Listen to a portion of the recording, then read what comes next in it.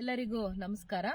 ನನ್ನ ಹೆಸರು ಡಾಕ್ಟರ್ ಪಲ್ಲವಿ ಅಂತ ಹೇಳಿ. ನಾನು ಬಾಗಲಕೋಟೆಯಲ್ಲಿರುವಂತಹ ತೋಟಗಾರಿಕಾ ವಿಜ್ಞಾನಗಳ ವಿಶ್ವವಿದ್ಯಾಲಯದ ಬೀಜ ಘಟಕದಲ್ಲಿ ಬೀಜ ವಿಜ್ಞಾನಿಯಾಗಿ ನಾನು ಕೆಲಸವನ್ನ ಮಾಡ್ತಾ ಇದ್ದೀನಿ. ಇವತ್ತಿನ ವಿಡಿಯೋದಲ್ಲಿ ನಾವು ಗಜ್ಜರಿ ಅಥವಾ ಕ್ಯಾರೆಟ್ನ ಬೀಜೋತ್ಪಾದನೆ ಸಮಯದಲ್ಲಿ ಯಾವ ಹೂಗಳಿಂದ ನಾವು ಬೀಜಗಳನ್ನ ಕಟಾವು ಮಾಡಬೇಕು ಅನ್ನೋ ವಿಷಯವಾಗಿ ಇಲ್ಲಿ ನಾವು ತಿಳಿಸ್ಕೊಡ್ತಾ ಇದ್ದೀವಿ. ಕ್ಯಾರೆಟ್ನಲ್ಲಿ ನೀವು ನೋಡಿರ್ಬೋದು, ಹಲವಾರು ಹೂಗಳು ಕ್ಯಾರೆಟ್ ಅಲ್ಲಿ ಒಂದೇ ಗೆಡ್ಡೆಯಿಂದ ಸಾಕಷ್ಟು ಬರುತ್ತೆ.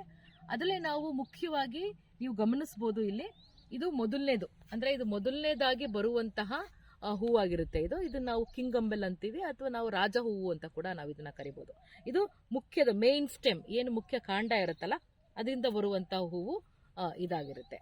ಈ ಹೂವಿನಲ್ಲಿ ಸುಮಾರು 70% ಬೀಜಗಳನ್ನ ಕಟ್ಟತ್ತೆ ಇದು.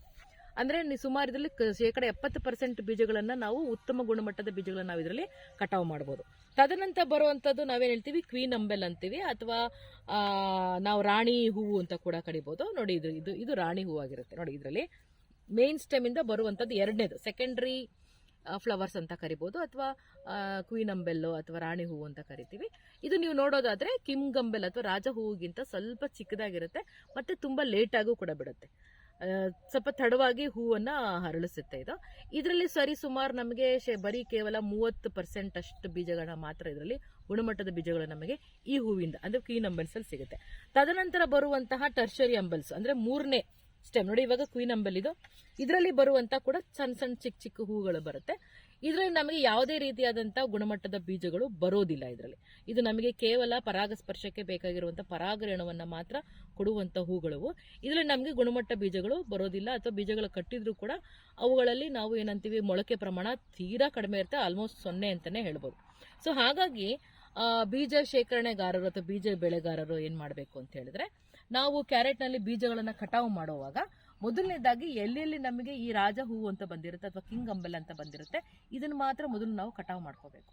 ಕಟಾವು ಮಾಡ್ಕೊಂಡು ಇದನ್ನ ಬೇರೆಯಾಗಿ ನಾವು ಒಕ್ಕಣೆನ ಮಾಡ್ಕೋಬೇಕಾಗುತ್ತೆ, ಬೀಜವನ್ನ ತಕ್ಕೋಬೇಕಾಗುತ್ತೆ. ತದನಂತರ ಬರೋದ್ರಲ್ಲಿ ಏನಾಗುತ್ತೆ, ನಾನು ಆಗ್ಲೇ ಹೇಳಿದೆ ಕ್ವೀನ್ ಅಂಬೆಲ್ಸ್ ಅಂತ ಹೇಳ್ತೀವಿ, ಅಥವಾ ರಾಣಿ ಹೂಗಳು ಅಂತೀವಿ. ಈ ತರ ದೊಡ್ಡದು ಅಂದ್ರೆ ಎರಡನೇ ಬ್ರಾಂಚಸ್ ಅಲ್ಲಿ ಬರುವಂತಹ ಇವುಗಳನ್ನ ನಾವು ಕಟಾವು ಮಾಡ್ಕೊಂಡು ಇದನ್ನು ಕೂಡ ನಾವು ಸೆಪರೇಟ್ ಆಗಿ ನಾವು ಶೇಖರಣೆಯನ್ನ ಒಕ್ಕಣೆಯನ್ನ ಮಾಡಬೇಕು, ಮತ್ತೆ ಶೇಖರಣೆಯನ್ನ ಮಾಡಬೇಕು.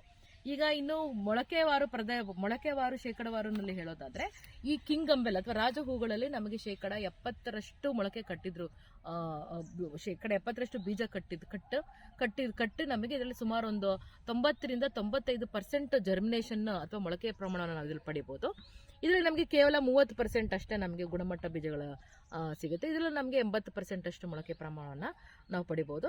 ಪರೀಕ್ಷಿಸಿ ತದನಂತರ ನೀವು ಎರಡೂ ಕ್ವಾಲಿಟಿ ಚೆನ್ನಾಗಿದೆ ಅನ್ನೋಗಿದ್ರೆ ಮಾತ್ರ ಕ್ವೀನ್ ಅಂಬೆಲ್ ಮತ್ತೆ ಕಿಂಗ್ ಅಂಬೆಲ್ ಎರಡು ರಾಜ ಹೂವಿನ ಬೀಜಗಳು ಮತ್ತೆ ರಾಣಿ ಹೂವಿನ ಬೀಜಗಳು ಎರಡನ್ನ ಬೆರೆಸಿ ನಾವು ಶೇಖರಣೆನ ಮಾಡಬಹುದು.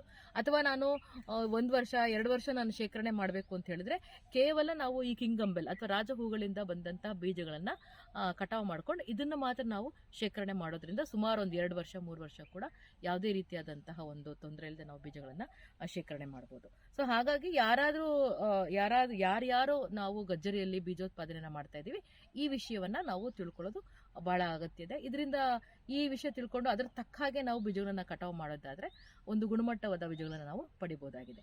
ಧನ್ಯವಾದಗಳು.